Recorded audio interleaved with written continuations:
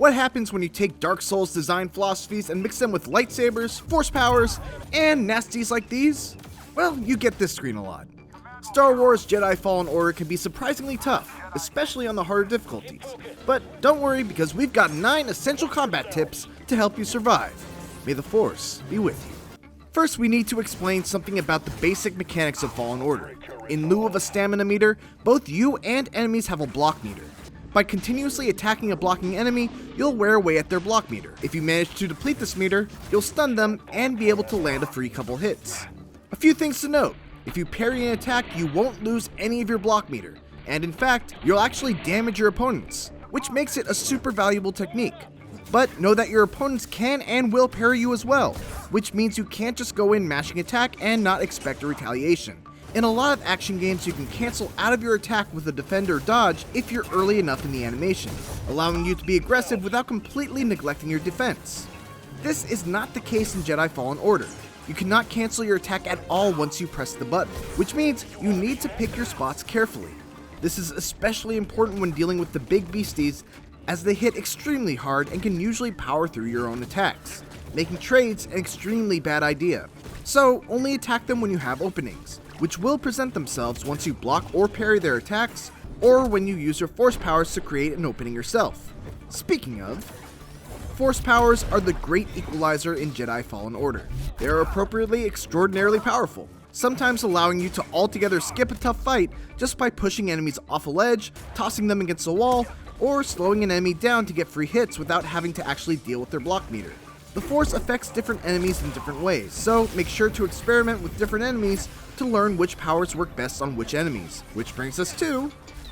most challenging enemies in Fallen Order have a special way of beating them that makes fights against them much easier. For example, these Lesser Nidax on Dathomir are an extreme pain in the ass to fight normally. They hit like a truck, they're fast, and they have a ton of health.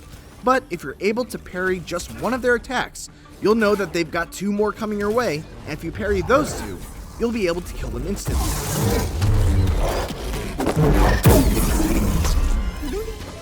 Along those lines, these fighters have this attack, which, when parried, allows you to score an instant kill.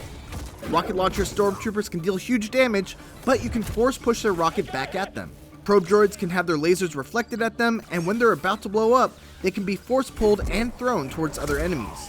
If there's a certain enemy type that you're having trouble with, make sure to scan enemies after you defeat them.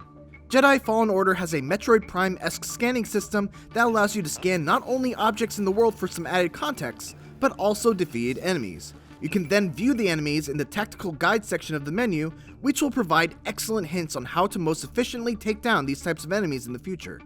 As a general rule, always aim to take down enemies in the order of how easy they are to defeat.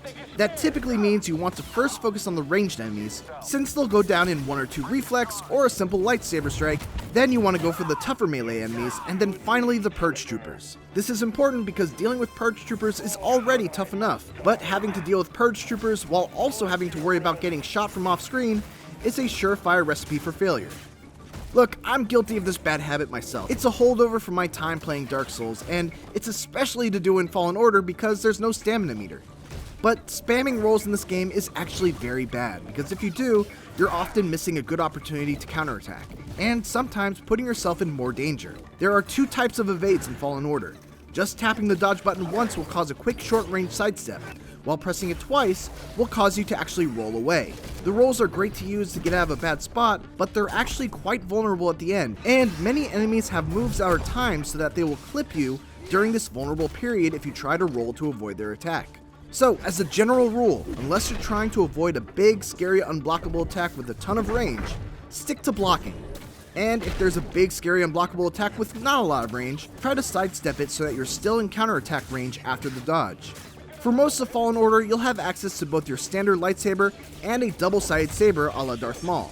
While it can be tempting to just use the double-sided saber all the time because of how cool it looks, the truth is that both sabers have their uses. The single-sided saber is generally your go-to weapon for most scenarios, as it does more damage with less swings. But during those moments where you're overwhelmed by a bunch of weak stormtroopers, the double-sided saber is the way to go, as it's able to spread its damage out over a larger area. Parries are super important in Fallen Order's combat, obviously. And Respawn knows that people are going to try to spam block in order to try to brute force the timing of a parry. so they don't allow you to do that. Once you let go of block, there's a pretty significant window where you're vulnerable before you're able to block again, which means if you're trying to cheat a parry by mashing block and hoping that you'll hit the proper timing, you're gonna get hit. So don't do that. Be like a Jedi. Be calm. Be serene. Press the block button once just before an attack is about to land. And those are our tips. Thanks for watching, and for more Star Wars Jedi Fallen Order, make sure to check out our review, along with the first minutes of the game. And for everything else, keep it here on IGN.